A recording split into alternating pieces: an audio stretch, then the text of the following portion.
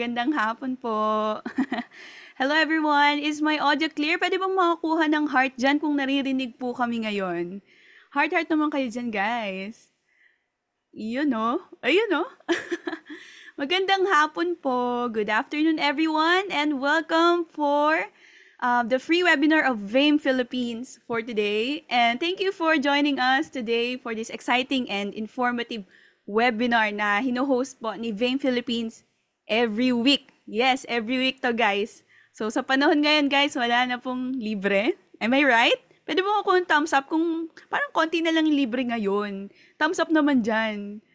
O, di ba? Totoo yan. Ang dami ng mga lahat may bayad na. Pero dito kay Vame, for free, may free certificate pa, tapos may games pa tayo. Am I right, Miss Glenna? Yes, of course. Again, good afternoon, everyone. Thank you for joining us. Also, we Yeah. are doing live stream via Facebook. So please, Yes. kung sino man po ang nanonood via our FB page and gusto po makakuha ng certificate, pasok lang po kayo dito sa Zoom link. Okay? Yes. So talagang ang ganda ng topic natin ngayon. Nakikita nyo naman ba sa aming screen, di ba? Healthcare. Very ano to guys, in demand. At Mhm. isa sa mga sikat na niche ng pagiging isang virtual assistant. So before we dive in dun sa pinaka-topic natin ngayon, I'd like to take a moment to syempre introduce my co-host ngayon, ang ating recruitment head, si Miss Glenna. Miss Glenna is going to give us a brief overview kung sino po si Vame at kung ano po yung house rules natin dito sa webinar. Go on, Miss Glenna, the floor is yours. All right. So, good afternoon again, Wonder VAs. So, si Vame ay nag-start siya 6 years ago. So, before, di pa talaga siya Vame name. So, revamp na lang siya. And then, Vame is an outsourcing agency. So, we cater tailored virtual assistant services to depends to the needs of our clients. And our clients are based usually in Israel kasi ang boss natin ay nakabase siya doon. Syempre, yung mga friendships niya is yun yung mga nakakausap ng mga businessmen. Also, we expand to other country as well as US, Thailand, UK, and others. Okay? So, yun, bakit ba natin ginagawa tong free webinar na to, di ba? So, marami nagtatanong. Syempre, this is our way to give thanks sa mga supporters and also to inspire aspiring virtual assistants and then to give ideas kung saan ba silang journey dapat mag-umpisa. Okay? So, yun lang. Meron din pala akong ipa-plug na kung meron kaming referral program na if ever na meron kayong matisod na client, tapos hindi naman yun yung niche ninyo. And then, isipin nyo kami, fame, sabihin nyo, collect nyo lang yung mga details about doon sa client na yun, and then ipakausap nyo sa amin, meron kaming binibigay na $100 for referral. Grabe. Okay? So, just make sure na worth it yung gagawin ninyong pag-refer sa amin at saka totoong hindi mangi-scam yung client na yan. Okay? So para hindi naman kawawa din ang ating VA. Though si Vim ay nagpapasahod kay VA kahit na si client ay bogus. Gano'n. Yun ang kagandaan ng agency kasi dito, assured, may insurance. Ano ba? Assured ka? Ano ba yan? What's the term? That's the right word. Um, Meron ka assurance, yun. Meron ka Yes. assurance na mababayaran ka kahit na Yeah. umalis siya. Pero yun nga, $100 referral fee is a very big help for us today, okay? So yeah, magbibigay lang ako ng house rules, okay? So number one, no bashing or harsh words, okay? So, love lang. Sabi nga ni Grace, love tayo, okay? So, number two, maging attentive tayo, tapos yung makinig talaga tayo sa itatakil ni speaker ngayon. Bakit? Kasi ibang mga question ko sa game mamaya ay Ano? kukunin ko sa kung ano itataka niya para malaman ko kung sino talaga ang nakikinig. At kung sino Yep. makakasagot mamaya, meron tayong ₱50 worth of GCash. Okay? So yun, nga pala, pa-rename po doon sa mga nandito po sa Zoom na may mga anonymous attendee na walang mga pangalan and also mga walang apelyido. Kasi mamaya para ma-call out namin kayo na si ganito wala siyang apelyido. Syempre para sa GCash or sa prices ninyo, hindi tayo or hindi iba ang mag-claim. Okay? So what else? Chat box are for announcement and sending of links lamang from panelists to attendees, okay? So, wag niyo pong sabihin na bakit di kami makachat. Yun po ay naka-disable. So, just use the Q&A tab for your questions, okay? So, ang questions po natin, free. Kailan namin makukuha ang certificate? Free po ba ito? Kailan ang attendance?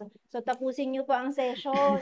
Huwag po muna Yes. natin pag-usapan yung attendance link. Mamaya na po yan at the end kapag question and answer na, okay? So, makinig lang po. Focus tayo kay speaker, okay? And also, yun nga, stay until the end of the session for the attendance and for free certificate. And it will be given to you at the midweek next. Okay? So, yun lamang sa akin, Blessy. Back to you. Alright, thank you Miss Glenna. Ayan guys ha, take note. So lahat po ng mga pag-uusapan natin ngayon, i-notes nyo din lahat ng mga magiging questions nyo para at the end of the webinar, masagot natin lahat ng mga katanungan sa inyo. Alright, sino yung excited na? Pwede bang mag-wow? Yung excited na, sobrang excited na siya sa healthcare topic natin for today. Ang dami. Wow. Wow, grabe yon. Wow, ang dami. Ayan. Thank you guys for giving time para sa inyo rin naman to at para sa ating lahat. So, ayan. So, wag na nating patagalin. Siguro i-welcome na natin talaga agad-agad yung speaker natin for today. So, it's my great pleasure to introduce our guest speaker for today. She's one of our hiring managers. And grabe po yung experience niya, guys. Isa-isahin ko para ma-visualize nyo kung gaano kagaling yung speaker natin ngayon. So, meron na siyang 6 years of experience in recruitment. Imagine, 6 years. 2 years na siya na medical virtual assistant. 3 years din siya in the BPO industry. And 2 years din siya as a trainer and coach for aspiring the virtual assistant. So imagine niyo yung experience niya, no? She brings a wealth of knowledge and expertise to the table. So not to mention, she's also been an ESL teacher for 4 years. Oh, grabe ang ating speaker for today. Ladies and gentlemen, please join me in welcoming the amazing guest speaker for today, Miss Kathleen Jane Duwaque. Come on guys, pa-applause naman dyan. React naman po dyan. Okay, Miss Kale, show your face. Hi, grabe naman yung introduction ko. No Hi pressure. everyone, good afternoon po. Ang dami mo. Thank you so Afternoon, much Kat. po. All right, good afternoon everyone. Yeah, salamat po sa pag-join dito sa aming webinar. And yes, as you can see, we will be tackling about healthcare or Medva virtual assistant. So, ready na ba everyone? If you're ready, please kindly give me hearts. All right, thank you so much. Maraming puso. Okay, I will be sharing my screen. Give me 1 second.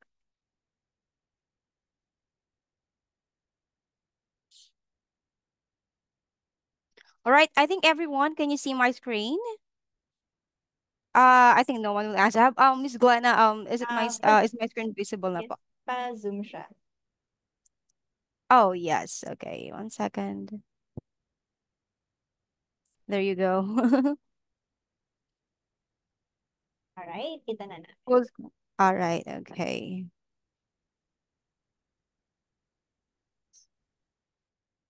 All right, so yeah, let's begin. So medical virtual assistant or alam na alam nating lahat ang short term ay Medva. And maraming gusto maging Medva because I think first thing, syempre yung salary ni Medva. I think aware naman tayong lahat kung ano yung kung magkano yung salary ni Medva, di ba? So yeah, let's begin.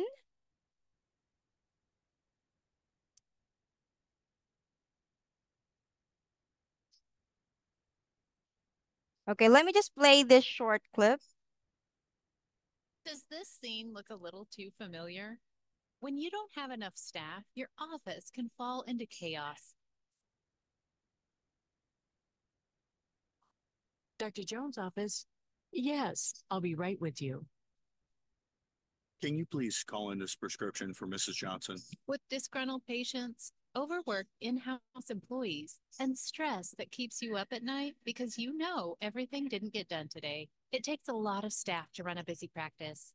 But hiring good employees can be prohibitively expensive. Not with Medva. All right, there you go. Okay, let's start. Okay, so what is Medva? So healthcare virtual assistants who are the powerhouse professionals of every clinic or healthcare businesses. So in other words, there are online virtual assistants, right?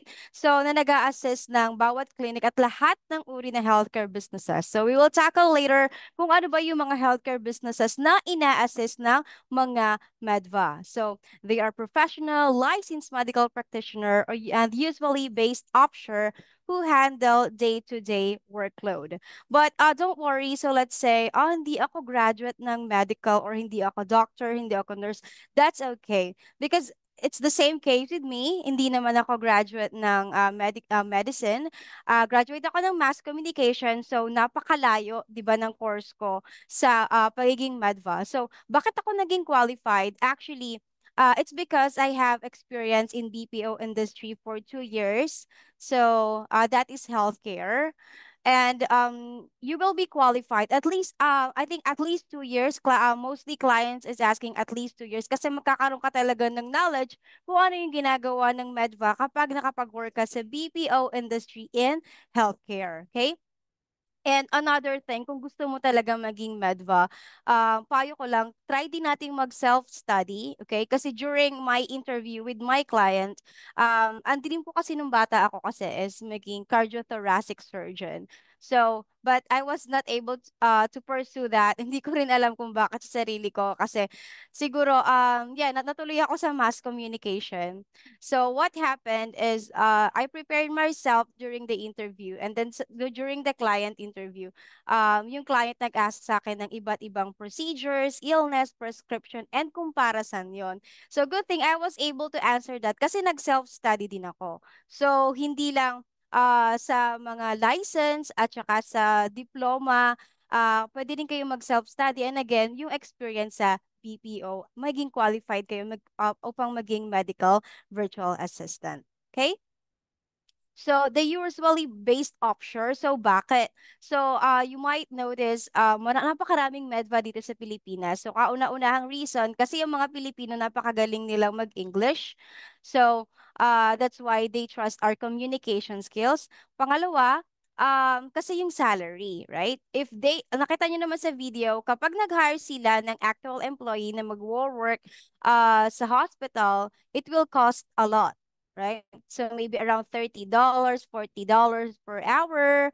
So napakalaking halaga nun compare sa salary of course ng mga Filipinos dito sa as in I mean mga medva dito sa Pilipinas is napaka iba. I mean triple kasi dun sa United States. So another thing they said pwede naman mag-hire ng Americans na mag-work remotely para mas mura. Still the same. Maybe not triple but double naman yung salary.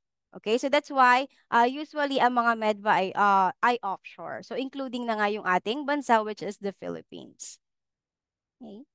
Next, they expand their assistance and solutions in hospitals, home health care, nursing homes, telehealth, mental health, and diagnostic centers. So familiar naman kayo sa hospital, right? And then yung home health care natin, when we say home health care, ito yung nursing specialty kung saan they provide care in all ages siya actually, but mostly yung ating ang inaalagaan yung elders. Ang maganda dito ay sa bahay siya mismo. Okay? So that's why we call it home health care. And then nursing homes, commonly naman sa nursing homes ay yung mga elders natin. Ang iniba lang niya sa home health care, ang home health care sa bahay, but si nursing homes ay isa siyang institution. Okay? And then telehealth, from the word itself, it's tele, so it's online. So, for example, napakalaking tulong kasi dito kasi yung mga online check-up, ito, ina-assist din yun ng mga medva. So, for example, the patient ay merong contagious disease. So, instead magpa-check up sila sa hospital mismo, I mean, yung contagious disease naman, yung sakit nila is, though nakakahawa, hindi naman need ng urgent care. For example, chickenpox, mumps, flu, hindi naman siya need ng emergency or urgent care. So, pwede silang mag-telehealth or online consultation para mabigyan sila ng prescription ni doctor. So, dito sa Philippines, I think marami na rin tayong online consultation, right? At ang karamihan na gumagawa niyan or nagpapa-online consultation are yung mga employees na absent for medical certificate, right? Kasi yun nga, let's say may sakit ka, yun ang reason kaya ka umabsent. And then, so kailangan mo ng medical certificate as a proof kung bakit ka na-absent that day. So instead na pupunta ka pa sa hospital hassle, 'di ba? 'Di ba that day pahinga mo na kaya nga ka nga umabsent eh. Maghihintay ka pa sa doktor, mag-a-appointment ka pa, 'di ba? Ang hassle. So that's why there is online consultation. Right? You can sabihin mo yung complaint mo sa doctor through online, bibigyan ka naman ng prescription and at the same time yung medical certificate para may proof kung bakit ka umabsent on that day. Next, mental health. So we Medvas also assist that.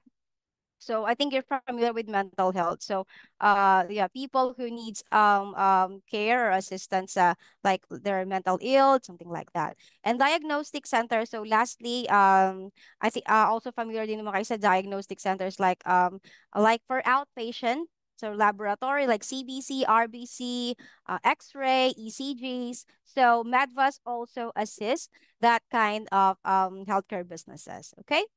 So let's go to the next slide. Mabilis ba ako? Can you please like thumbs up kung sakto lang or mabilis ba ako? Para ayun lang makita. Okay, so sakto lang. Thank you. Okay, qualifications. Right, there you go. So again, first one, licensed nurse or medical practitioner, bachelor's degree in medical field, HIPAA certified. So we will tackle more about HIPAA certification or what is HIPAA for. Sobrang halaga. So bakit nga ba siya sobrang halaga? So later sabihin ko. So actually yung HIPAA certification, nakakakuha naman tayo niyan sa mga online, but make sure na yung kinukuhanan nyo is legit company, okay? Kasi may mga nag-aalok, alam niyo yung mga parang recto-recto lang, yung certificate keme lang. Pero make sure na certified na nagbibigay ng HIPAA, like nagbibigay talaga sila ng training about HIPAA. Kasi ano yung meron na bibigyan 200 pesos po certificate gawa na. So hindi siya ano, hindi siya legit. So dapat yung nagbibigay talaga ng training para ma-certify ka. Okay? And then with experience working in hospitals, clinics, so not only nurses, not only doctors, but um, yung mga staff, like yung mga nasa HMO, nasa billing, they're also qualified, at saka yung mga naging secretary ng mga doktor, okay, with experience working in a BPO industry, so and in healthcare, wait, hindi ko lang makita. Healthcare account. So yun nga, yun yung nangyari sa akin. I have a healthcare experience sa BPO. Okay, next one. What is HIPAA? So when we say HIPAA, it means yung acronym niya means Health Information Portability and Accountability Act. So it's a United States Act of Congress enacted and signed into law by President Bill Clinton. So para saan ba? Bakit siya naging batas sa United States? So it protects patient privacy and security controls on healthcare businesses who electronically transmit sensitive health data. So alam naman natin, pag nagpa-check up tayo, bibigay natin yung information, as in lahat ng information, right? So itong batas na to, pinoprotektahan yung ating information. And kasi sa United States, once you reach the age of 65, you are required to have to enroll or to have a health insurance plan. So mandatory doon na magkaroon ka ng health insurance plan once na ikaw ay 65. Unlike din sa Pilipinas, 'di ba, sa atin ay PhilHealth, hindi ka required magkaroon ng PhilHealth. So sa United States, required ka. Pero may grace period para makapag-enroll. So that is 3 months before ka mag-65 and after ka mag-65, 3 months then. So let's say July, yung birthday mo. So pwede ka na magpa-enroll sa isang health insurance ng April up until October. Hanggang dun lang. Pag hindi ka nakapag-enroll sa grace period na yon, magkakaroon ka ng tinatawag na late enrollment fee, and that is forever. Later, sabihin ko kung ano yung late enrollment fee. So again, in United States, kailangan bawat lahat ng matatanda na 65 years old ay mayroong health insurance. So, That's why this was implied or naging batas. Kailangan protektahan yung mga information ng matatanda. So, in Philippines, syempre, protected din naman yung information natin. Kaya nga lagi kong sinasabi, kasi uso sa Facebook yung nag-share ng kung talagang proud ka sa nanay mo, sabihin mo yung middle name at apelyido ng nanay mo. So that don't do that. Huwag yung i-share yon kasi even sa mga SS natin or isa sa kasi sa mga yung mga ang tawag sa mga ganong questions, basta yung mga questions para pang reset ng password, right? Wag kayo mag-share ng ganon kasi nakikiuso lang kasi proud ka. No, don't do that. Okay? Next one. One second. It also says here it empowers patients with the right to control who can access their data and how much they can access it. So, only those member ng health insurance or yung patient ang makaka-access ng kanilang account. Kasi may mga verification yan. Unless there is an authorized person sa account na yon. Pwede naman kasi talaga. So, let's say, deaf or let's say hindi na nakakapagsalita ng ayos or huli na si member, so dapat magkaroon siya ng authorized person dun sa account niya. So siya lang din yung makaka-access ng information ni member or ng pasyente. So paano ba? So ang dapat i-submit, one of the documents na napaka-importante is yung SPOA or yung SPOA or Special Power of Attorney. There are other documents, I think mga something like marriage certificate if it's wife. So, yon para maging authorized person ka, so once mag-call ka or magpunta ka sa doctor, kasama mo siya, ma-access mo yung information kasi nga authorized person ka dun sa account ng member or ng pasyente. So, let's say naman, let's say tumawag ako sa isang Medva and it's all about my husband's coverage. So tumawag ako, sabi ko, ito bang husband ko is gusto niya kasi hindi pa lang pabunot ng ngipin kasi syempre matanda to. So let's say gusto niyang anong tawag, magpa-fitness. So meron kasi mga fitness program sa United States na ino-offer sa mga plan. So let's say, cover ba ng husband ko yung, ng plan ng husband ko yung fitness? Kasi gusto daw niya yung ganun tsaka magpa-vaccine ng flu. So tatawag ako, tapos sabihin niya, pagka-check ni Medva ng account, ay ano pong pangalan niyo ma'am? So sinabi ko, my name is Kathleen Duaque. So sabihin, hindi siya makakapag-disclose ng information. Kasi pag dinisclose yun, it's either magkakapapel siya or mataterminate siya. Ganun ka bigat yung HIPAA sa Amerika. So hindi talaga pwede mag-disclose. So meron tayong tinatawag na verbal authorization. Pero limited lang yung authorization na yun. Sa single call na yun lang. So ang gagawin ni Medva, pwede po bang makausap si husband nyo? Mag-verify lang po ng information at mag-ask lang po ng verbal authorization kung pwede pong i-disclose yung information sa inyo. So, bibigay ko yung phone sa asawa ko and then he will verify his ID number, his name, his birthday, and then the address. If he was able to verify that and then tama lahat, and sasabihin niya, I authorize my wife, Kathleen Duaque, to i-disclose mo yung information ko, mga ganan-ganan. So, let's say, so that is verbal authorization. So that is just one authorization. So let's say na-end yung call let's say pagka-verify, biglang na-end yung call. So pag tumawag ulit, at ikaw yung medbay na yun ulit yung nakausap mo, kailangan ulit mag-authorize. So another verbal authorization na naman. Hindi ako pwedeng magalit, hindi pwedeng magalit yung husband ko kasi nga single time lang yung authorization na yon. So it's better palagi na laging paalalahanan natin let's say medva na kayo, lagi niyo paalalahanan na please po mag-submit po kayo ng special power of attorney at saka yung ibang dokumento para po hindi na niyo po kailangan verbal authorization. Okay? So, buhay pa ba? Keme, thumbs up naman po kung nandyan pa po kayo. Thank you. Okay. Next one, what does a medical virtual assistant do? So, syempre, merong iba't ibang trabaho yung medical virtual assistant. Di pag sinabing medva, unlike sales, pag sinabing sales, di ba, benta, ganun. Sa medva, may iba't iba pa siyang trabaho sa loob. So, let's tackle each. Sorry. So, medva admin ang kauna-unahan or ang tinatawag nating receptionist. So, siya yung frontliner sa hospital. So, support medical practices by scheduling and handling patient appointments, making and taking calls, and performing other tasks. Again, siya yung frontline sa hospital. Once na may tumawag, let's say, Providence Hospital sa United States. So, sabi ni patient, gusto ko pong magpa-appointment kay Dr. John kasi ang sakit ng likod ko. He is a specialist, he is let's say chiropractic.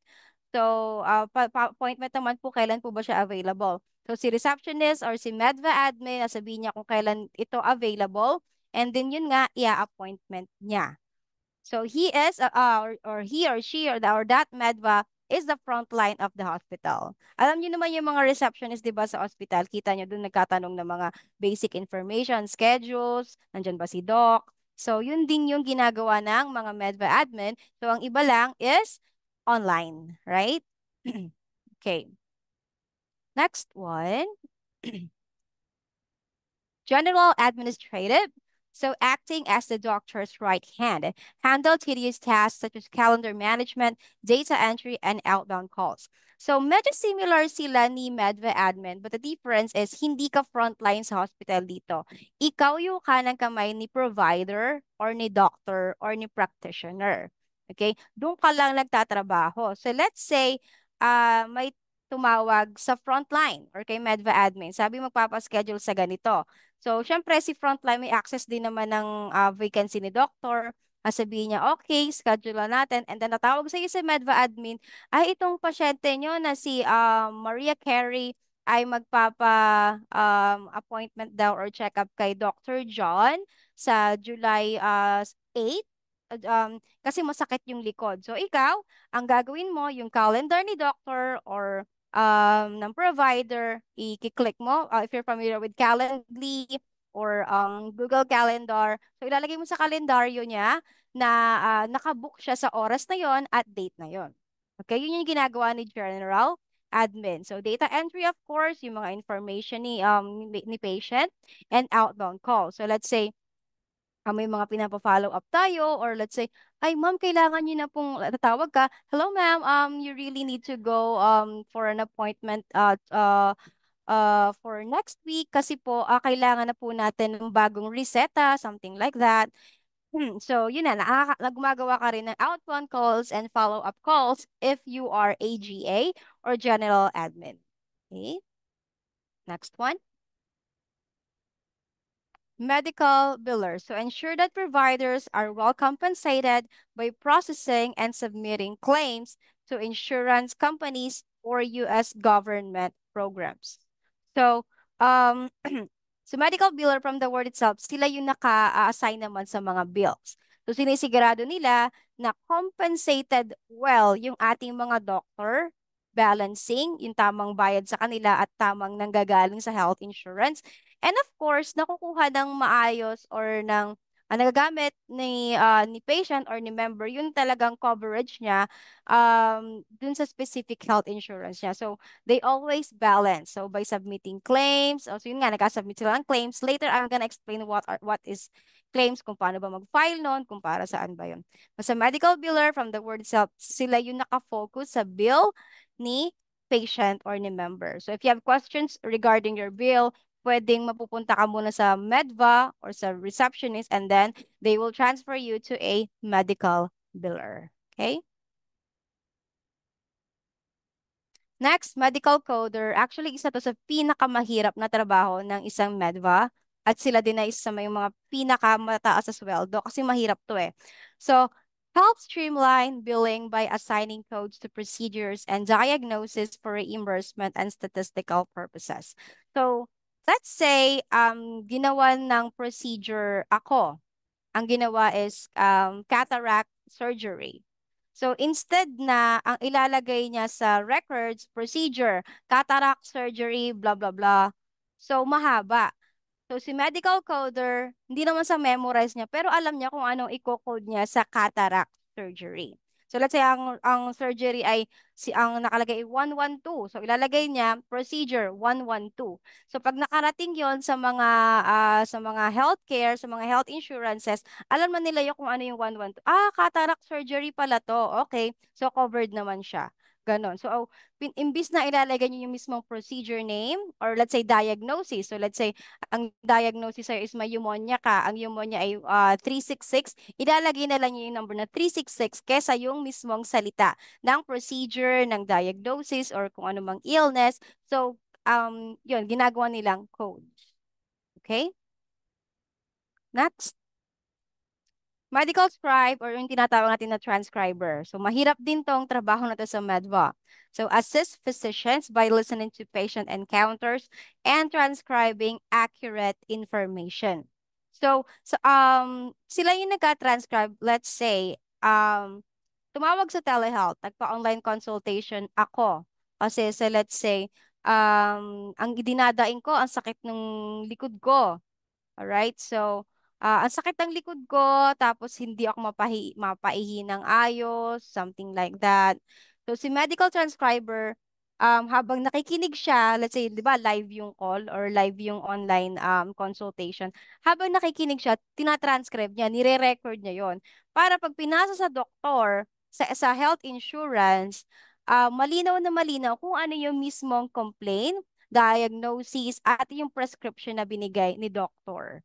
So, kumbaga para silang translator, para, hindi naman mismong translator, basta yung mismong pangyayari, sila yung nagtatranscribe nun. Okay? So, let's say na-diagnose, ay, may UTI ka, ganun-ganun. So, kailangan mong uminom ng cotrimoxazole, ciprofloxacin, something like that. Yung mga medicine. So, yung mga medical scribe, kailangan ma-remember nila yung each prescription. So, mahirap yun, di ba? Kasi, syempre, nakikinig ka lang.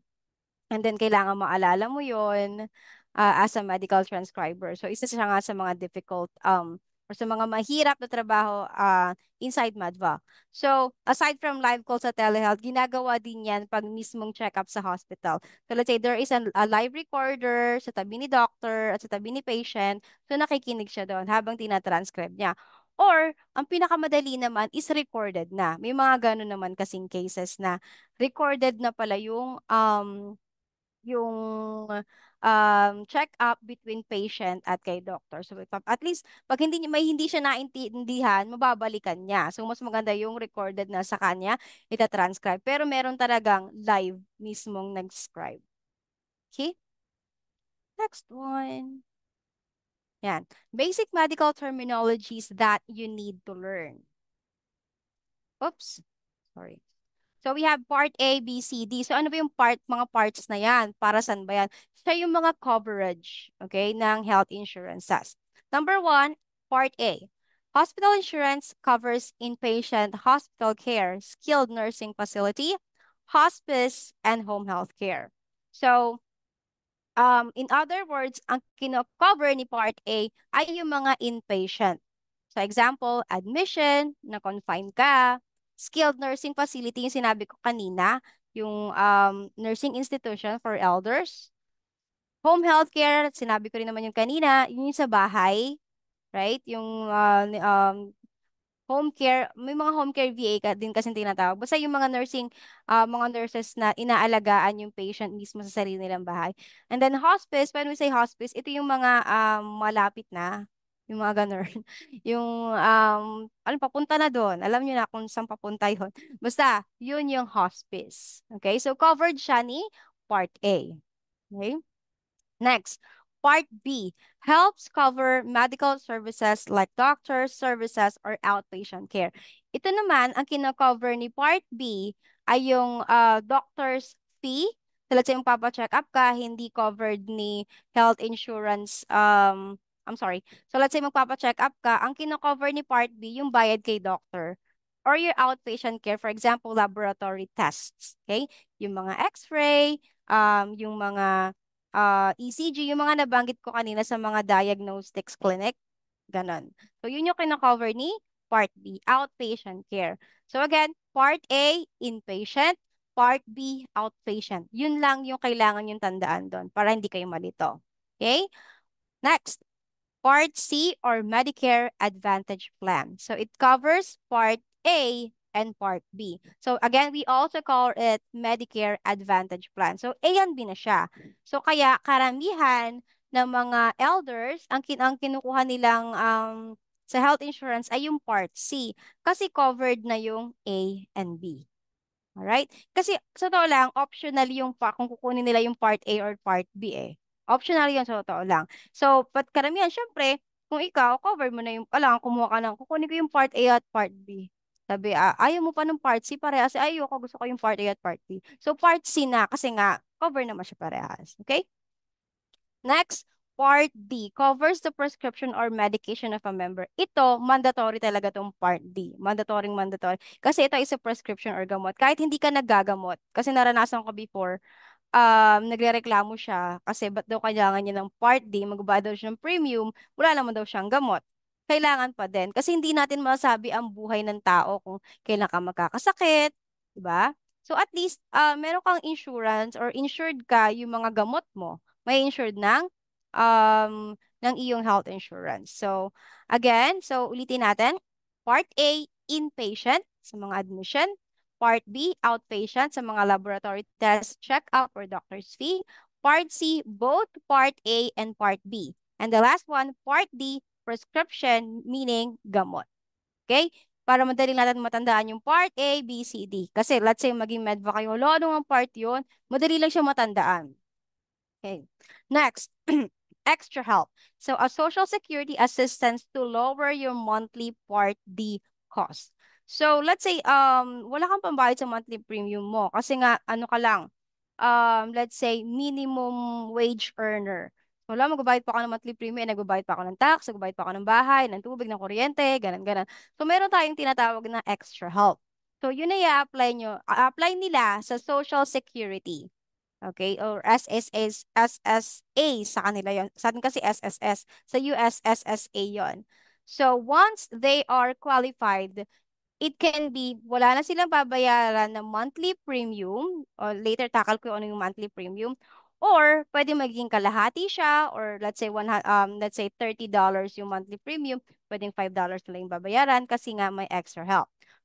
So, sino ba ang qualified sa extra help? Yun yung mga tinatawag nating LIS. LIS means low income subsidy. Yung nga yung mga parang walang kakayahan. I mean, hindi naman, kumbaga, in other words, actually, mahihirap.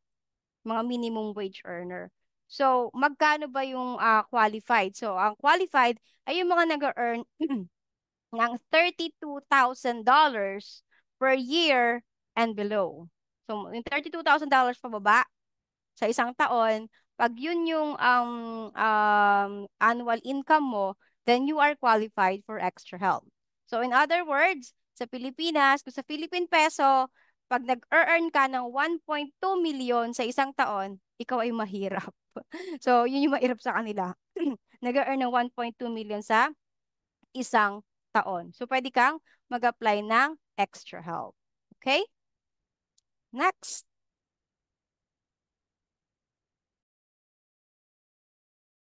Yon. Ito nga yung sinasabi ko kanina na premium. The amount you pay for your health insurance every month. So, yung buwan-buwan yung binabayaran. And that is for your medication. Or actually, this is for health insurance na din eh. Yung monthly premium again, pwede siyang ma-waive kung meron kayong SSA. Kung meron kayong extra help, nag-apply kayo sa SSA and then na-qualified kayo. Okay, so this is monthly. Next, copay. Fixed amount that you need to pay after the plan was applied to your bill. So, paano ba si copay? So let's say, ayun nga, nagpa-opera ako ng mata. Okay, so sabi, ang cataract surgery ay $350. Ang sabi ni health insurance, ang mako-covered lang ay yung $300. So, $350 yung yung cataract surgery. Yung $50 na matitira, yun yung babayaran nyo out of your pocket and that is copay. Okay, again, fixed amount that you need to pay after the plan was applied to your bill. Okay, so may $50 ka pang babayaran. At least, di ba, ang laki kaya ng $300 na na-cover ni health insurance. $50 na rin babayaran mo sa cataract surgery mo.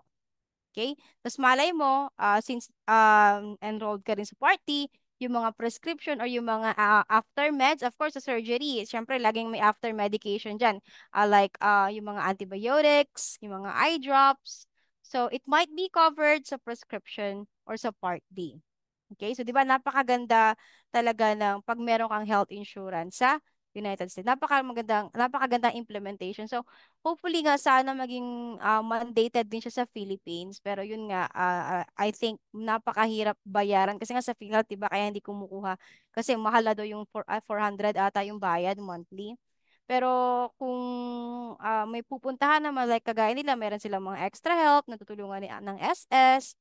So at least sana 'di ba ma-implement para yung mga elders natin hindi kasi ang ginagawa nila hindi na sila nagpapa-check up kasi gastos pa 'yan. Babayaran ko pa 'yan. Yung gamot minsan hindi nila tinatake kasi walang pambili. Eh kung may insurance sila, o 'di ba? Hindi nila intindihin yung bayad sa doktor, hindi nila intindihin yung mga prescription. Kasi nga madalas sa totoo lang kagaya ng mga amlodipine, ano ba yung mga simvastatin, kasi mga yung sa high blood, hindi ko kasi, sa yung mga ganon na pang-maintenance, pag meron kang Part D sa US, automatic yung ganyang pang-maintenance ay covered. Wala kang babayaran dyan. Okay, so, dito sa Pilipinas, madalas yung hypertension or high blood, so talagang kailangan paggastusan. Out of pocket natin babayaran pagbili sa clinic. Okay? Next tayo.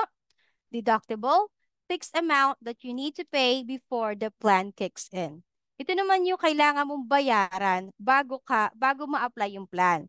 So let's say, nagpapa-enroll ka pa lang. Sabihin sa'yo, oy, kailangan nyo pong bayaran ay $300 or $100 bago po mag-apply yung health insurance sa inyo. So, yun yung tinatawag na deductible. Kasi si copay, after ma-apply, di ba? Si deductible, bago mo magamit yung plan, yun yung babayaran mo. Kaya, commonly, kasi, di ba, nag-work nga ako sa healthcare industry. All over kasi ako nag-billing ako, nag-enrollment ako, nag-PDP ako, prescription pharmacy, lahat. As inapuntahan ko siya before. Lalo nung nag-medva ako, all over. So, what happened is, madalas ang hinahanap nila ay yung walang deductible. Syempre ayaw nilang magbayad, 'di ba? Ayaw nilang magbabayad muna ako bago makakuha ng health insurance. Ala, wala akong pera sa ngayon. So ang hinahanap nila ay yung mga plan na walang deductible. Meron naman. Okay, actually napakadami ng mga plan na walang deductible. Para mga kung mag-offer sila ng plan, mga 5 na lang yung magbibigay muna ng deductible. Okay? Ang iniba lang nila, pag merong deductible, maliit yung premium. At malaki yung coverage, kaya maliit din yung copay mo. So let's say, ang kinuha mong plan ay yung may deductible, yung magbabayad ka muna ng $100. So let's say, ang cataract ay $350. So instead of babayad ka ng $50 pa, $10 na lang kasi yung deductible mo malaki. And then yung premium, madalas instead na $30, $5 na lang or $10 na lang. Kasi nga nagbayad ka ng deductible. So yun yung iba naman ng deductible kapag may binayaran kasi deductible at wala. Okay? Next, late enrollment penalty, a forever late fee if you were not able to enroll in a health insurance plan after you are eligible within grace period. So ito nga yung sinasabi ko, forever fee. So yun nga, ulitin natin. So once you are 65, you are mandated or required to have your own health insurance. Kailangan mo talaga magpa-enroll 3 months before your birthday or mismong birthday mo. Gusto mo, mismong birthday ko ako magpapa-enroll So pwede. And then, after, hanggang 3 months lang din. Okay? So, pag hindi ka nakapag-enroll dun sa grace period na yon, magkakaroon ka ng late enrollment fee. Magkano? Depende kasi yon. Depende, alam ko depende kung gaano ka late, alam ko yung ganun yon. Basta depende yon. So, let's say, sige na nga, kukuha na ako ng health insurance. So, let's say, hanggang October ka lang, kumuha ka na ng December. Ala, baka may late enrollment fee na ako. Kukuha na nga ako para wala. Hindi. Nandun pa rin yon. Kasi nga, na-late ka na hindi siya mawawala. So, imbis na yung premium mo ay $30 mo lang babayaran, may late enrollment fee ka na $10. So, $40 yung babayaran mo monthly. Yung late enrollment fee ay monthly binabayaran. Though meron tayong mga programs na pwede ka mag-ask ng help na kung pwedeng sila yung magbayad sa late enrollment fee. But that is very rare. And sa na-experience ko, parang 4 pa lang yung na-approve sa ganung program. Kasi nga, unlike sa extra help, kasi the reason why kaya kailangan mong humingi ng tulong for your premium or your monthly premium kasi mahirap ka, wala kang kakayahan na magbayad ng premium monthly kasi add pa siya sa mga bills mo binabayaran. Pero yung late enrollment fee kasi is your obligation. Alam mo na yung sarili mo, every Americans know or na ang rule ay mandatory na once na mag-65, kailangan mong magkaroon ng health insurance. So, hindi mo ginawa yung obligation mo. Okay? So, that's why kung magkaroon mo ng program or kung may program, bihira lang yung pumapasa. And as far as my experience din naman, hindi naman siya ganun na ano, kakunti lang yung mga may late enrollment fee.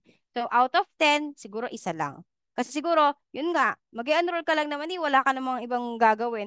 At yung enrollment online, pwede kang tumawag, pwede kang sa email, pwede kang mag-mail. Hindi mo kailangan pumunta sa mismong office, right? Hindi mo kailangan gawin yon. Okay? So that is LEP or late enrollment fee. Next one. Wala yung mouse ko. Ayan. Claims. So, yung sinasabi ko kanina na ito yung trabaho ni medical biller claims. So, that is a request for payment, excuse me, that you or your healthcare provider submits to your health insurer when you get items or services you think are covered. So, you can file a claim. So, let's say, nagpa-biopsy ka. Okay? And then, nakita mo sa bill na yung procedure para doon sa biopsy ay hindi na covered ni health insurance. So, you can file for claim. Sabihin nyo, bakit nung ano, kasi nga, nung nagpa-enroll ako, una kong tinanong, dito ba sa health, sa plan nyo, pag in-avail ko ba to, mako-cover ba yung biopsy? Kasi alam ko sa sarili ko na kailangan ko magpa-biopsy yearly. Kasi mayroon something sa baga ko, tinatakot ako baka magka-cancer ako bigla. Pero para sure, magpapabiopsy ako yearly. Sabi nung kausap niya or nung medva sa enrollment, ay opo, opo, opo. Covered po yung inyong biopsy. Actually, ang biopsy po ay nasa, let's say, $400. Pero dahil ito po yung plan na pipili nyo, wala po kayong babayaran. So, yun nga, may mga back office team ka din kasi tinatawag. Let's say napakinggan nila. Napakinggan na nila na sinabi nitong si agent or si Medva, ay oo, covered nga sabi niya. Ganan. Tapos chinek mo, ay covered nga yung biopsy. Bakit nga pala hindi ito na covered? So you can file for a claim kasi nga alam mo sarili mo na covered ka dun sa specific procedure na yon. Or pwede ring items, let's say eyeglasses. Kasi nako-cover din yun sa health insurance, mga eyeglasses, yun nga mga fitness, vaccine, iba't ibang uri ng flu, lahat ng uri ng vaccine nako-cover yan. And may mga wellness din nga sila so nako-cover din yun. So you can file a claim kasi alam mo sarili mo na ikaw ay covered. So once you file a claim, they will, let's say nabayaran mo na o kaya hindi mo pa nababayaran, basta nire-reimburse naman yun ng plan mo or ng insurance. Okay? Next, we have prior authorization, a requirement that a healthcare provider obtains approval from Medicare to provide a given service. Ito yung kailangan ni doctor. So let's say, magpapatanggal ka ng tubig sa baga. So sabi ni doctor, kailangan ko muna ng prior authorization na you are covered sa ganitong klaseng procedure. So, ito ay hinihingi sa health insurance. So once you have the prior authorization, ibigay mo lang to kay doctor and then they will proceed with they will continue na sa inyong procedure which is pag-aalis ng tubig sa baga. Okay, since you are covered naman, may prior authorization ka na, then proceed na tayo sa procedure. Yun yung tinatawag na prior authorization. Okay? So, I'm gonna stop sharing muna. Hi, Miss Glenna.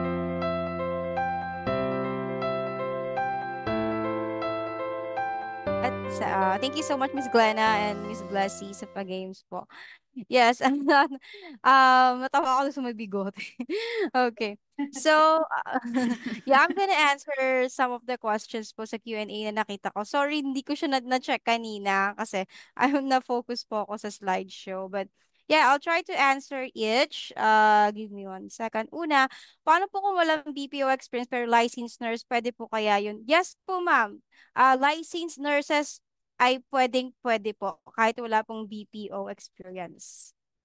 Next, is it possible to be a medva kahit walang experience from hospital or healthcare BPO? Purely self-study lang ng mga processes, terminologies, and mga ginagawa ng medva.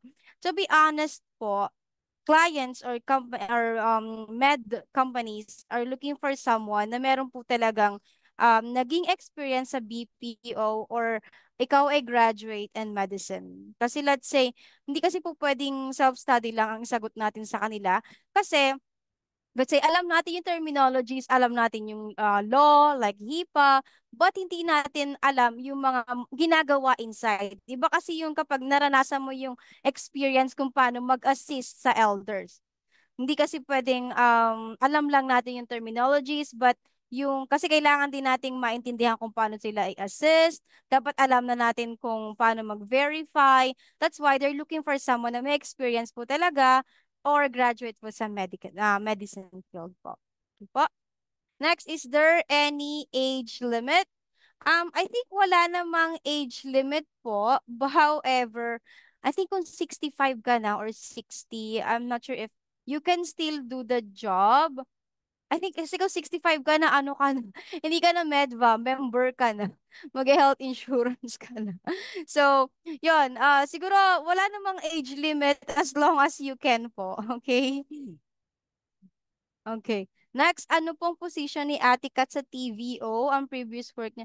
Ano pong TVO? You mean Medva po ba? Actually po, nag-work ako sa United Healthcare BPO. To be specific sa, pwede ba sabihin ma'am yung company or hindi? Okay lang, okay lang. Okay lang. Sa Teletech po, ako nagkaroon ng experience. And then recruitment ko ay healthcare industry, staffing nurses. So, ayun, healthcare siya. But yung medva ko, directly ako nag-work kay United Healthcare. Ang position ko is medva admin. But, yun, medva admin ako. And then, so never ko naranasang mag-code at transcribe kasi wala po akong experience doon. And, so 1 year ako medva admin, frontline ako sa hospital. After po noon, na-assign po ako sa isang provider po. So, naging general admin din po ako. Next, may VA po ba na specialize sa mga clients na researchers, professors? Wala pa po ako na-encounter na ganun po sa nung Medva days ko. Yung mga nabigay ko po na job role po, yun lang po talaga yung na-encounter ko sa field ng Medva. But if you're familiar, if may nakita po kayong agency na may ganyang klaseng hiring, then you can apply naman po. Pwede po ba two client o more handle ni Medva? Iyon po ay nasa inyo po.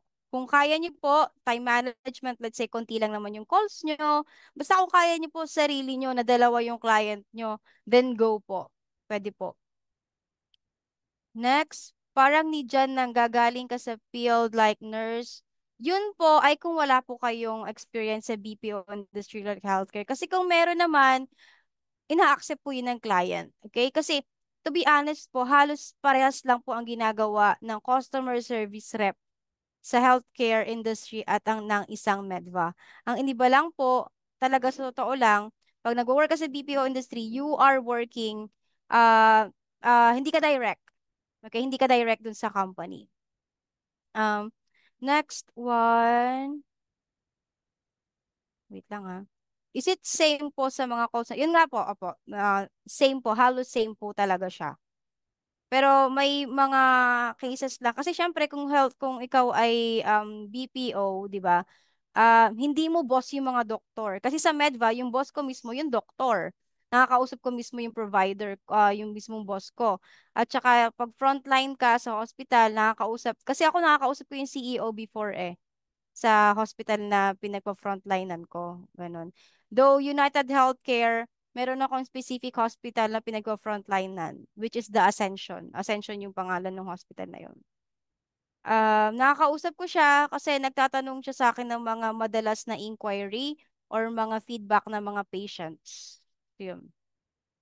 Pero sa BPO, I think, I'm not sure kung may na-encounter na dito nakausap yung CEO ng call center nila. So, or yung mga mismong doktor, I'm not sure if, kasi ako hindi ko pa na-experience po yun.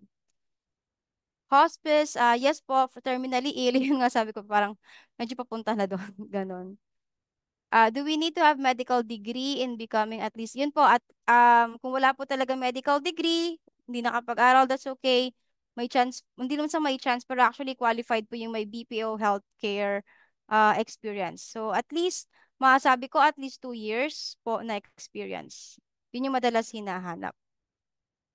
Ang pagiging medva, okay, last po. Magiging med ba po ba ay trabaho mo yung pag-process? Hindi po. Wala pa po ako na-encounter. Kasi pag po ang enrollment, sa ano na po yun sa BPO na po. Yung mga, sa mga enrollment, yung kanilang, nalimutan ko yung tawag sa department. Basta yung may department, specific department po sa BPO for enrollment po. So, yun yung nag-a-assist, hindi po mga medva. Okay. Alright, so I think nasagot ko naman siya lahat.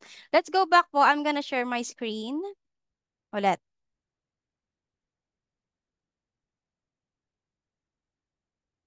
Alright, what are the tools? Okay.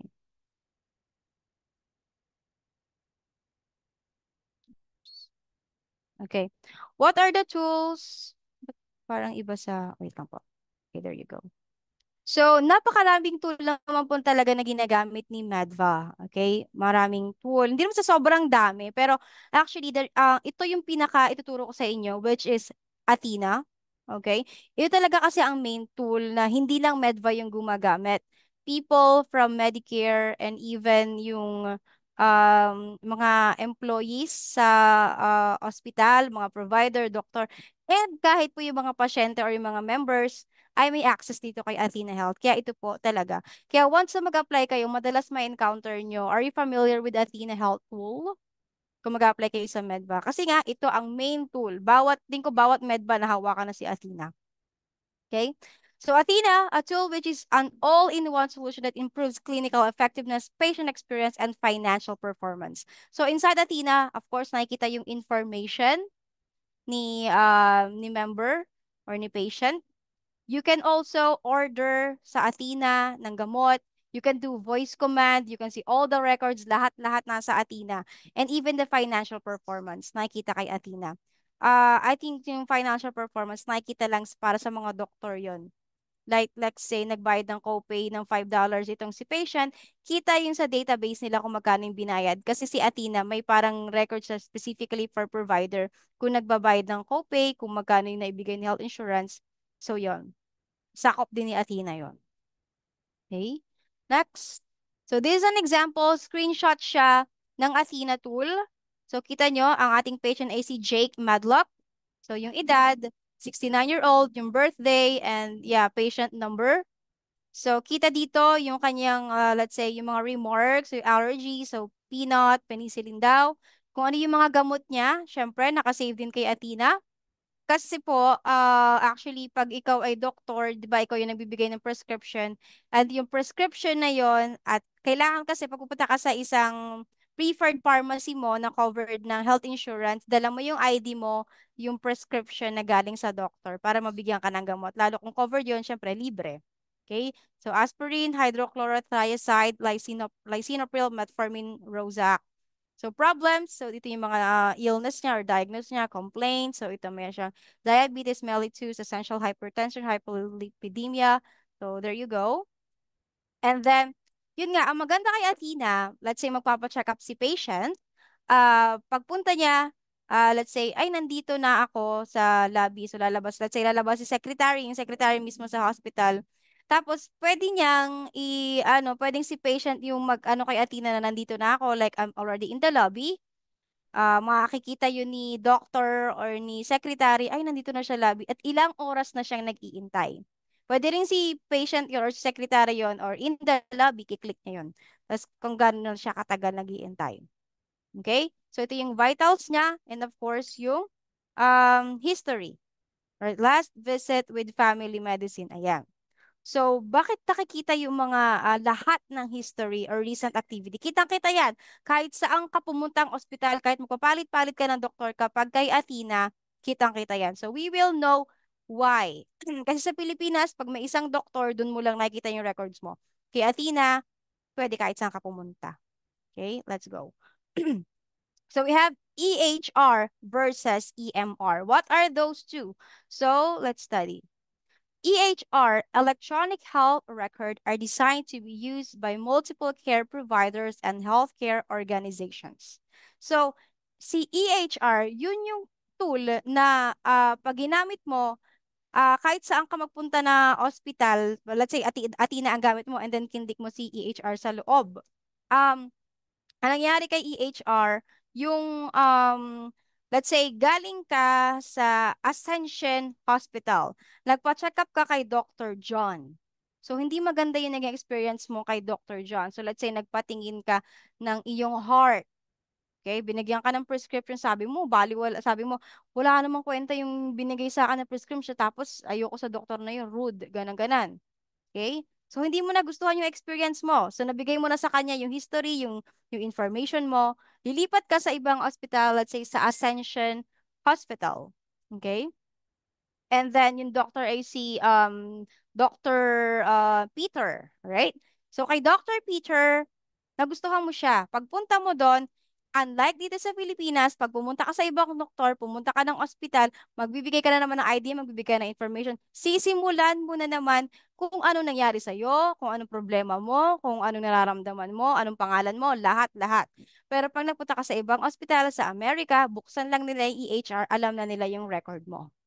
Okay? Kahit saang ospital pa yan sa United States. Basta buksan lang yung EHR, kita nila yung history, family medicine, kailan ka huling nag-visit sa isang doktor, ano yung mga prescription na binigay sa'yo. So, you can see that in electronic health record. Okay? Next, EMR. Sorry about, hindi ko na-edit yung sa taas. EMR yan ha. Electronic medical record. An EMR captures information from a single care provider, which is only available to that one care provider. So, yun naman yung pinagkaiba niya. So, si EHR, lahat na-access, di ba? Bawat ospital, bawat doktor. Pero kay EMR, dun lang sa specific na doctor na yon. Okay? Let's say, itong EMR, feeling ko parang kagaya sa Pilipinas. Yung kung doon ka lang nagpa-check up, so let's say sa St. Luke's Hospital, kung doon ka lang nagpa-check up, tapos ang doktor mo din ay si Dr. June, ito lang yung makikita nila, parang EMR lang. Yung sa single care provider lang na records mo. Okay? Hindi siya sa kagaya ng EHR na pag lumipat ka again sa ibang hospital, ibang doctor, they can still see your doctors. Your records. Kaya hindi mo kailangan magpaulit-ulit. Alam ko, sabihin nila kasi pag na-open yung EHR, ganito pala yung ano mo. At least proceed na sa check-up, diba? Or check na agad ng mga vital signs. Hindi na magkatanong na magkikwento ka ng kung ano-ano. Okay. Next, so let's play this. So, isa to sa, ito ay, again, merong access si patient sa Athena. So, ito ay example naman ng isang provider. So, kasi makikita nyo sa Play Store, na-install yan Athena One. So, you can install that kung kayo ay pasyente para nyo makita nyo yung records nyo rin. Okay, ito naman, ang example na to ay Athena tool sa cellphone, pero ito ay isang provider. Okay, isang doktor. I'm gonna play it. Jennifer Jones, she called and had some symptoms of a urinary tract infection. I can review and respond to the patient case here. I can Kat, open up mahina so yung I can volume. about her. Ah, I can okay po. review her Wait lang briefing. po. Saglit lang. Athena.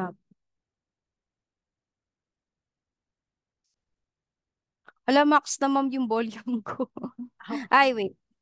Tingnan ko po sa ilalim nito. Max na po, ma'am eh. Okay. Wala. Sige po. Play ko na lang po ulit. Jennifer Jones, she called and had some symptoms of a urinary tract infection. I can review and respond to the patient case here, or I can open up her chart so I can learn a little bit more about her. I can review her briefing page, which has her allergies, medications, problem list. In this case, I decide I want to give her a call. Hey, Athena, call patient. Please select the number to call. Please select an option to proceed. You can see I can call her right from the app without having to search for her phone number, and I even have the option to hide my number when I call her. After I talk with her, I decide I'm going to treat her with antibiotics. Hey, Athena, Order Macrobid 100 milligrams POBID for 5 days for diagnosis of acute UTI. Diagnosis and order added successfully. All I have to do is sign the orders, and it's going to go to her preferred pharmacy.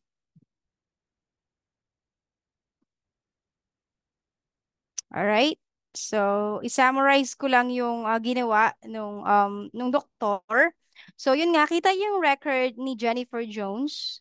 So, ang ginawa niya, chinek niya yung mga record. So, UTI again daw, details. Tapos, tinawagan niya si Jennifer Jones using the voice command. So, sabi niya, Athena, call Jennifer Jones or call number. And then, so, automatic, tatawag na yung si Athena dun sa phone number na yon. And one more thing, sabi niya, Athena, UTI, and then yung gamot, please order sa preferred pharmacy. So, yun. Pwede rin gawin sa Athena, mag-order ka ng gamot through voice command. So, napakagandang app talaga siya. So, yung preferred pharmacy, Walgreens, napakaraming pharmacy doon. So, as long as yung health insurance nyo covered yung specific pharmacy or preferred pharmacy na gusto nyo, wala kayong babayaran. Yun ay kung covered. Okay? So, ang kailangan lang actually talaga dito ay signature authorization or authorization. So, let's say, ito ay ginagawa during checkup niyo. So, pwede siya magpa-signature na lang sa phone. Or kung wala, they can upload the signature. Okay, because meron kasing parang sineshare na pwedeng pirmahan ni member. It means na pumayag ka na mapa-order ka ng medicine for specific illness. Ganon. Ganun kaganda si Athena. Right? Friendly user siya.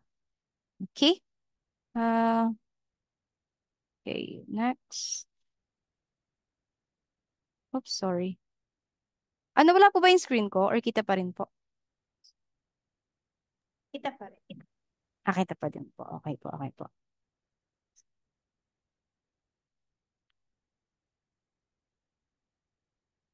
Okay, next slide. Nawawala sa akin.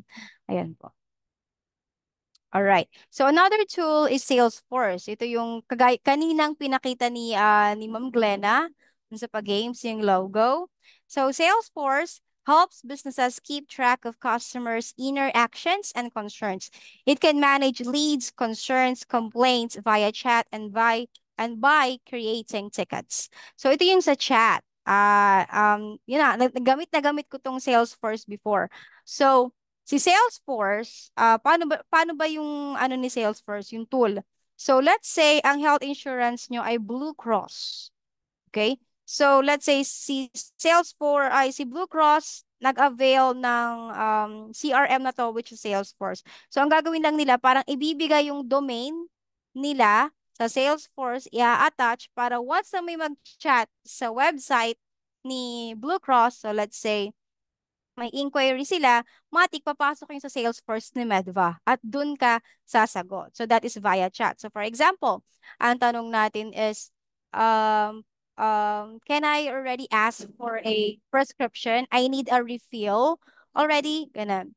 So you can reply via chat sa Salesforce. Marireceive niyo yung chat sa Salesforce. Though, si patient or si member ay doon nag-chat sa website. Okay? And we can also create tickets. So let's say hindi mo naman kasi agad masagot yung, kasi nga medva ka, di ba? Hindi ka naman affiliated like sa ibang, so let's say ikaw ay medva admin, hindi ka naman affiliated hindi ka familiar sa lahat ng coverage ni insurance. So let's say, let's say may nag-chat ulit na member, ang sabi niya, paano kaya to, sabi nyo covered itong, so let's say, ano bang klaseng surgery? Cataract ulit. So let's say cataract ulit. Sabi nyo covered to. Bakit? Sabi naman ng doktor, may babayaran ako, ganyan, ganyan. So parang nagko-complain siya, tapos nag-send siya ng mga screenshot na nandun yung papel na covered pala, ganun, ganan. So ikaw, syempre, ikaw ay Medva admin, hindi ka naman from insurance talaga. So, what you can do is to reach out. So, tawagan mo sales insurance or, sorry, si insurance, pero hindi naman siya agad sasagot eh. So, yung chat, alangan pag-intayin mo yan. Kahit naman sa messenger, di ba? Kapag may kausap ka, tapos kinabukasan pa mag-reply, nakakainis.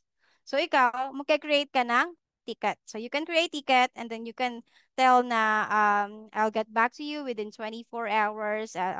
So kailangan mo pa kasing i-reach out nga yung insurance. So you can create ticket and then make sure naman na pa na-create ka ng ticket, ibabalikan mo siya sa oras na sinabi mo like before 24 hours naman, okay? Or at least kung 24 hours yung binigay mo, make sure na babalikan mo yon. Kasi kung hindi, magbubukas na naman yung chat, magka-chat na naman sa'yo. Ito yung ticket ko, ganun, ganun. Paano kung ibang medva yung nakabukas? So, magagalit siya, hindi mo to binalikan, ganun, ganun. So, may access sila dun eh. Once bigyan nila yung ticket number, makikita na nila yung pangalan mo, and then kung ano yung pinag-usapan nyo. Okay? Next one. So ito yung example, yung sinabi ko nga sa inyo, ganito siya. Let's say, ibibigay mo yung website, ayan para mag-sync ba yung tamang ang term doon? Basta, para yung chat sa website ni insurance ay mapupunta sa'yo. Ay, pwede rin sa mga hospitals. Let's say, sa Ascension Hospital, nag-chat siya. Anong oras po ba nagsasarado yung hospital nyo for laboratory? So, lalabas yung Salesforce nyo. Pwede sabihin 3 p.m., ganun-ganan. So, yun, nalabas sa Salesforce. Next. Yan, mga sample screenshots lang naman siya. And how can I help you? Trouble with my order tracking number. So, probably when we say order, madalas naman ito ay gamot. Right? Or pwedeng yung mga braces yung sa likod or mga wheelchair. Yun, pwedeng mga ganun orders. Support ticket form. Ayan, ganyan yung klase ng tickets. Ganyan, first name, last name, email ni patient, and then what is it all about? So, lalagyan niyo yung issue. And then, lastly, we have these call tools. So, apat lang to sa mga madalas ginagamit ng mga medva. So, napakaraming call tools na ginagamit ang isang medva. Okay? So, we have Cisco Jabber, UMA, Dialpad, and Max UC. So, sa lahat ng mga nagamit ko, actually, ang the best dyan ay Dialpad. Bakit? Kasi sa Dialpad, pwede ka rin mag-text. So, pwede rin naman sa UMA. Sa Max UC, hindi eh. Cisco Jabber, hindi ko pa nararanasan mag-text or chat Cisco Jabber. Alam ko chat lang sa Cisco Jabber. Pero sa Dialpad, pwede kasi. Depende sa subscription ng client nyo kung ilang messages or only messages. Ang maganda doon, let's say, tumawag si patient.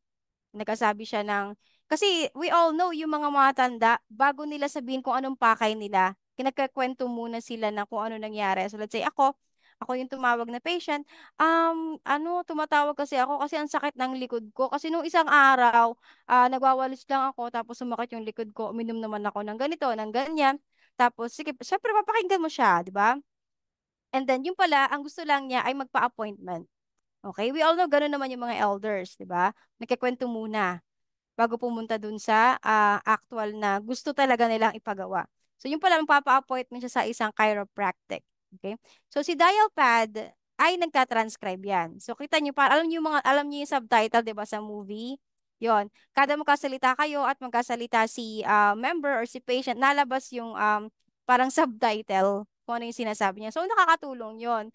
Kasi, bakit? We all know na minsan naman, di ba, napakahirap intindihin na nung mga elders kasi minsan mabagal or kinakain nila yung salita nila, nahihirapan silang magsalita or wala silang ngipin, kaya medyo nahihirapan silang magsalita.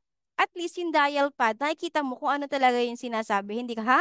What is that again? Can you say that again? At least hindi ka magaganon-ganon at magagalit yung member. Kasi dial pad lumalabas. Yung subtitles. Pag nag-end yung call, another thing na maganda kay Dialpad, sinasummarize niyo kung ano nangyari sa call. Okay? So, probably 2 to 5 minutes. So, si Medva, parehas lang yan ng CSR. Kailangan mo ng notes kung ano yung nangyari, di ba? So, syempre, inopen mo yung account. So, kailangan mo ng notes. Bakit mo inopen? So, kailangan mo ng notes kung bakit. So, si Dialpad, after 2 to 5 minutes, so pinakamatagal na yung 5 minutes actually, sinasummarize niya yung call. Okay, hindi naman siya magiging sabi rin na, hello, Kat, say hello, Maria, say hello. um, Maria, my back is very painful. Hindi siya ganun. Talagang sinasummarize niya paano. Kat received a call from Maria because Maria is asking for a doctor because she is complaining about her back. It's painful for about 2 weeks already. Ganun na ganun siya mag-summary. So instead na gumawa ka pa ng notes mo, mano-mano o manually, pwede mo siyang i-copy. Right? And then paste mo dun sa account. Okay? So, yun yung pinakamagandang feature na masabi ko kay dial pad. So, kung magiging Medva kayo, and then dial pad yung inyong call tools, then you are very, very lucky. Kasi napaka-convenient at convenient niyang gamitan. Okay? Hindi talaga ako nagno-notes kapag gamit ko dial pad. Iniintay ko na lang lumabas yung summary niya. Okay? Alright. So, it's time for your questions. Parang bilis. Okay, let me see if you have questions here. Oh, may 471. Okay, balik lang po ako. Sagutin ko po yung mga questions niyo. Opo, opo.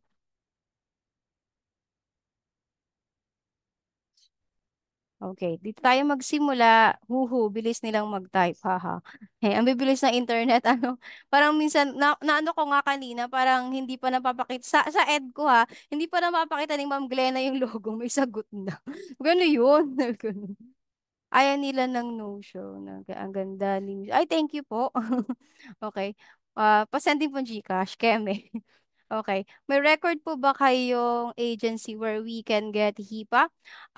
Actually, wala akong ano yung mismong yung mga legit. Pero I forgot na rin ko saan ako kumuha ng HIPAA certification before kasi I have. Nag-training talaga ako. 2 weeks yata yun or 3 weeks. If ever meron, yeah, Miss Gala, pwede ba sila mag-reach out po dun sa agency? And then pag once I have na po yung ano, pwedeng ibigay ko Yes. sa kanila. Yes, Okay po. mag-message lang sa FB page natin. Opo, okay. Thank you po. Ayun po. And kapag may answer na po ako, ibigay ko po sa inyo yung ano, yung kung saan ako nakakuha ng HIPAA certification. Why only medical are allowed to enter this niche? What if you have? Yes nga po, pwede po yung may experience po sa healthcare account. Hindi lang po yung merong medical allied courses po. Okay?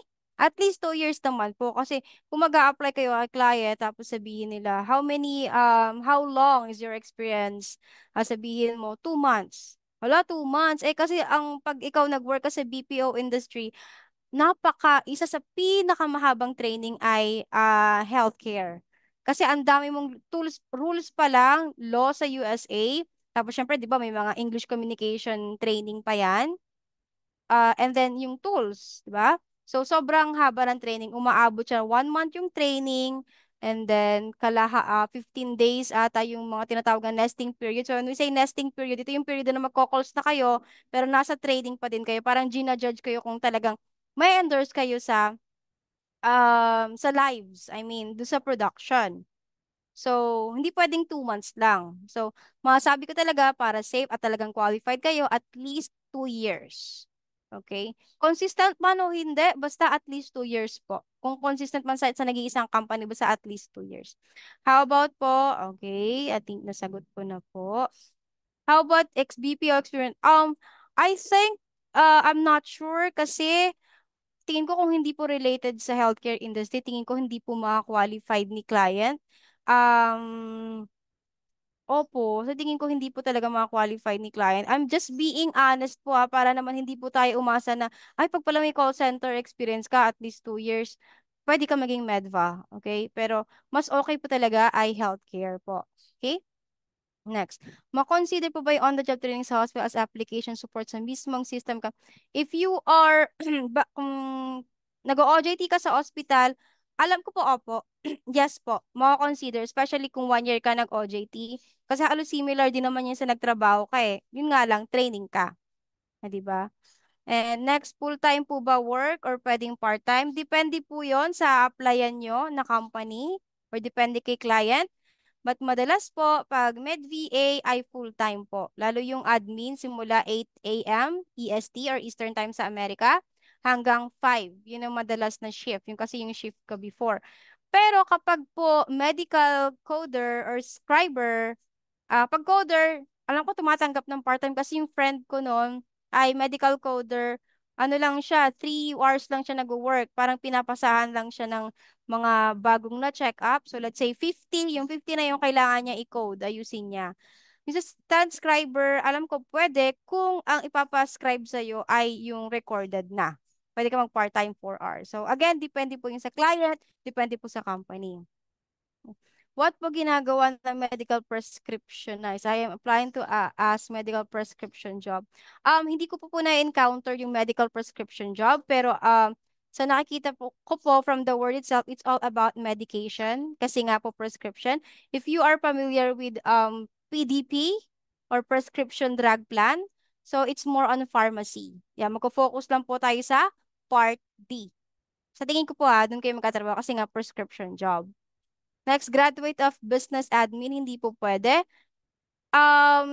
Kung graduate po tayo ng business admin, pwede po kayong at least mag-apply sa hospital as an admin. Like, alam ko tumatanggap naman sila yung sa mga HMO na yung mga office staff doon. Tumatanggap naman sila na business admin graduate or sa mga billing, ganon. Apply po kayo and after nyo mag-apply doon, so let's say nakagain na kayo ng experience at gusto nyong matuloy yung career nyo as medva, pwede na po kayo mag-apply as medva. Or if you don't want to work in a hospital, you can apply for sa isang BPO na nag-offer ng industry healthcare.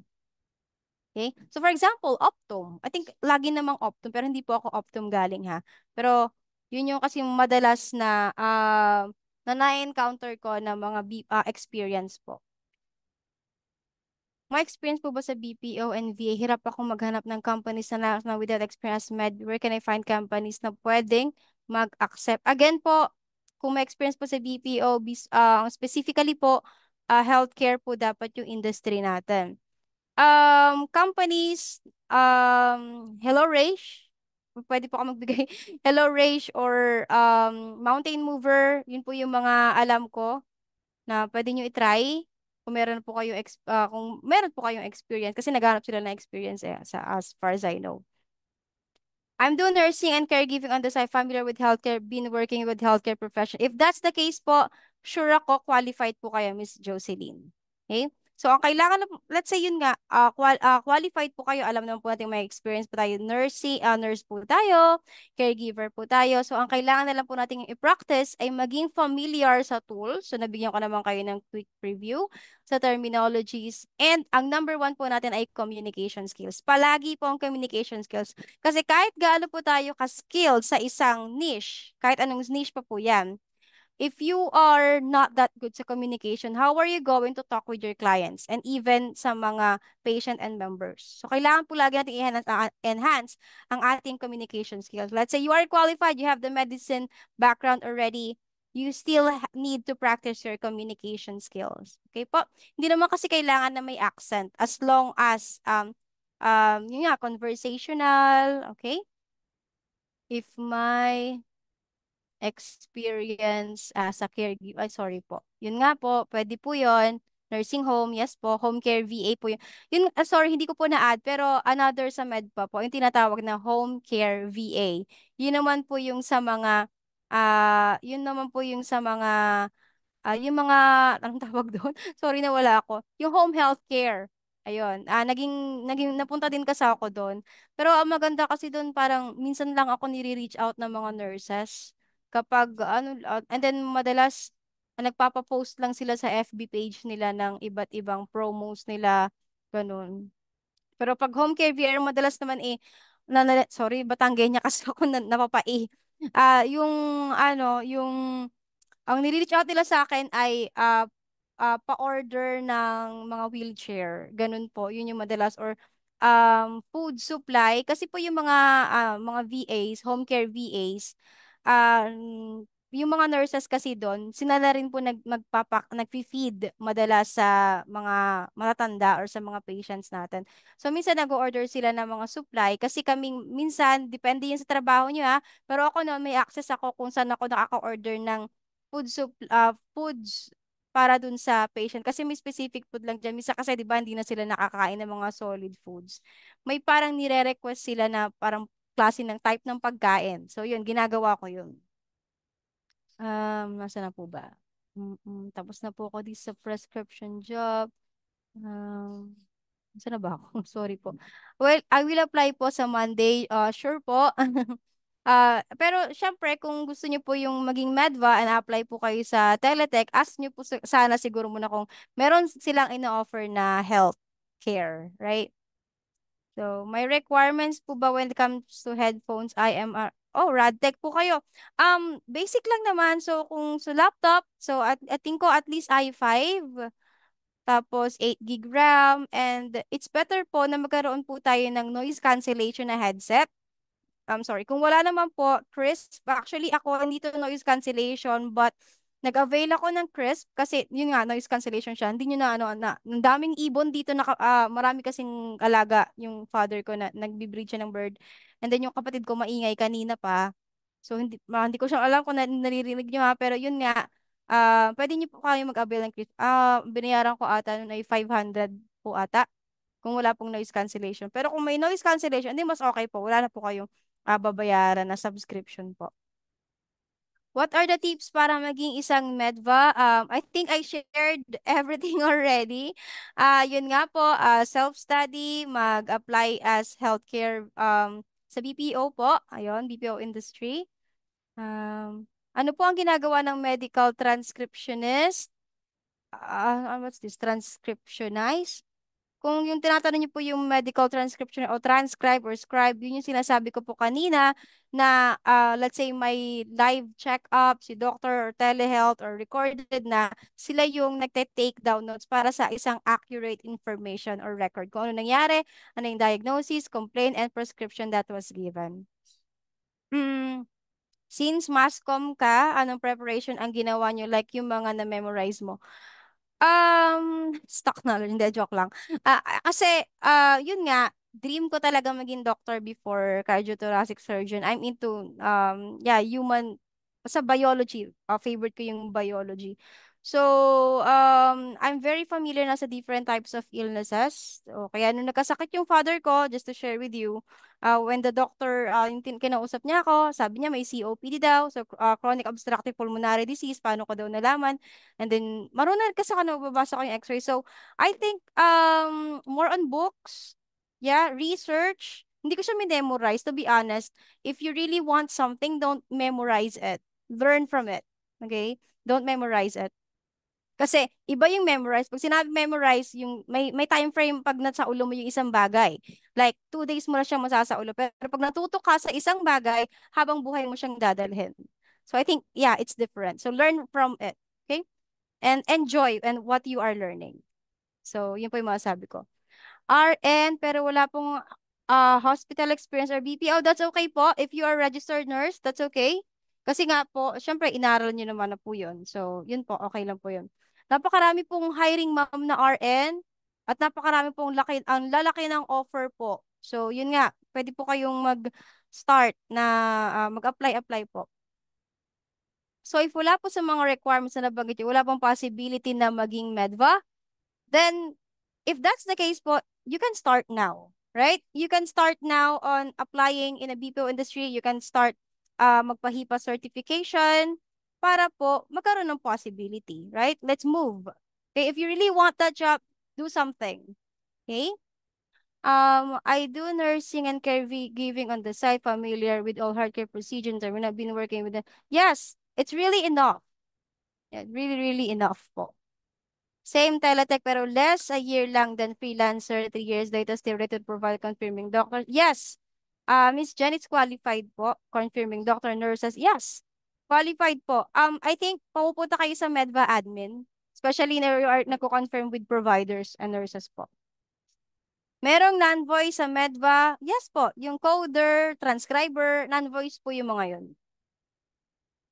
Pwede po ba part-time dyan? 7 years na ako. Pwede po. Kung sabi po ni client, sabi po ni company, pwede ang part-time, pwede po. Kailangan po mabilis mag-type. Ano pong required words per minute? Depende po talaga yun sa company. Pero I think at least 40 words per minute po para naman syempre mabilis tayo mag-type. at least, ayun, ano yun, gamay niyo yung keyboard, ganun. Pero, I don't think kailangan talaga mabilis mag-type. Okay. Hanapin ko lang po na. Medyo madami. Wait lang. Are, even you enrolled sa medbac classes, maliit lang ba possibility na maka-work kahit you have experienced medical discipline? Meron pong possibility lalo kung naka-enroll na po kayo ng medbac classes. Tapos yun nga, related naman po kasi siya, you have experience sa medical and, distributor kayo ng medicine. Kahit 5 na lang. Baka, okay po, ma'am. Okay. So, basta na lang po ako. Last 5 questions po. Hmm. Kung pwede po yung 6 months sa healthcare, again po, at least 2 years. Okay? You will gain a lot if you are working for 2 years. Okay? Parang, ano na yun eh, kahit nakapikit ka, kaya mo na yung isang trabaho. Okay. Pwede po ba nursing with 1 years of medical transcription? Of course po, pwede po. May experience naman po sa transcription. Okay. Nursing graduate with 7 years VA experience, of course, pwede po. Okay.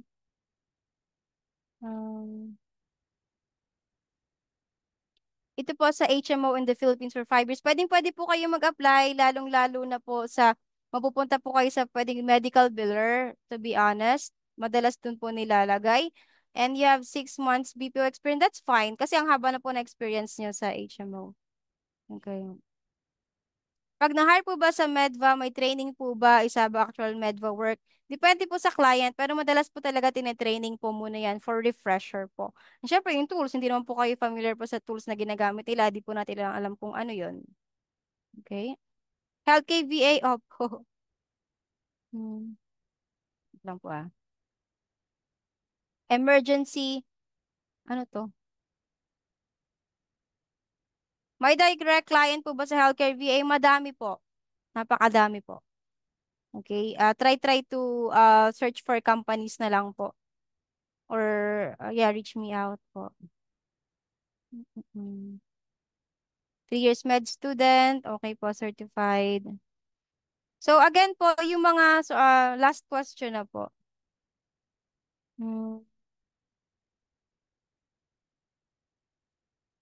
Yung talagang question na, hindi ko pa talaga nasasagot kasi ang dami ko nang nasagot eh, na halos pare-parehas lang.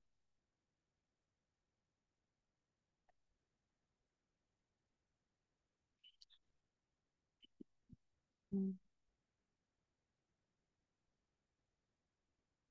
Pag medical coder po ba, ito po, need po may certification noon or may training po na ina-offer. Sa medical coder po, meron pong training po talaga. Kasi, syempre, nag-update po ang system, pwedeng nag-iba na yung code, gano'n. So, may training po talaga. Okay? So, yes, if you have, about po sa HIPAA certification, later po, ipapakita ko. Send yun na lang po, tanong po kayo and then i-reach out po sa page. And thank you so much po sa nag-listen po today. Yeah, sana may natutunan po kayo sa akin. And yeah, I'll give back po yung yung screen, yung screen kay Ma'am Glenna. Thank you po. Thank you, Kat. Alright. So, Bessie, madami ko din ba natutunan kasi ako makinig din ako. Totoo, ma'am. Parang gusto ko na rin maging medva, ma'am. Oo, kasi balita namin ni Miss Clarice, ang medical coder, mataas ang sahod dyan. Mataas. Oo nga Kailangan daw. ng mahabang training dyan. Okay? So nga pala, Yes. meron akong i-announce. Okay? So, meron tayong hiring for customer support. I-share ko yung screen and then screenshot niya na lang. Okay? Wait lang.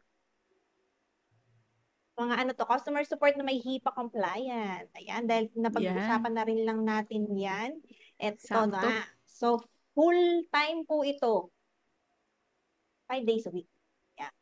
Pag ano, nagustuhan pa, pwede pang mag-extend. Alright. So, ito po, customer support. Pwede mag-hire nga si client nito ng up to 4 agents. Okay? So, we are seeking experienced customer service agents to join our team. So, kailangan HIPAA certified, may certification po kayo at PCI, ibig sabihin yung payment, may certification, ano ba yun?